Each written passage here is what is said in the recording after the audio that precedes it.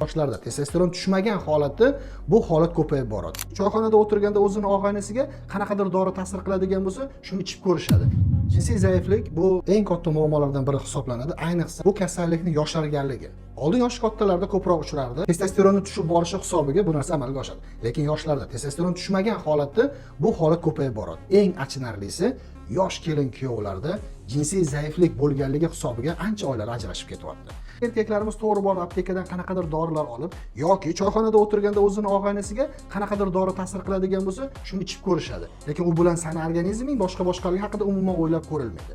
Unutmang, siz hali yoshsiz, hali qaramagansiz. Sizda ya'ni jinsiy zaiflik, erkaklik jinsiy zaiflik kelib chiqdimi?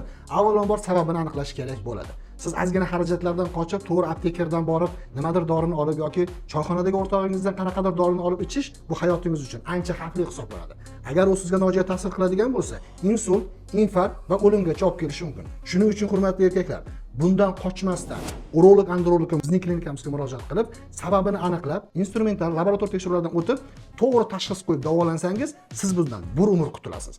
Yoki aptekachi bilan ulpatlarni dorisini bir umr ichib yurasiz, yoki jinsiy zaiflikdan aniq tashxis qo'yib, aniq davo muolajasi olib, balkim bundan bir umr siz dori ichib yurishdan qutulasiz. Siz ham pastelda uzoq vaqt xursand bo'lishingiz uchun biz qo'limizdan kelgan barcha yordam beramiz.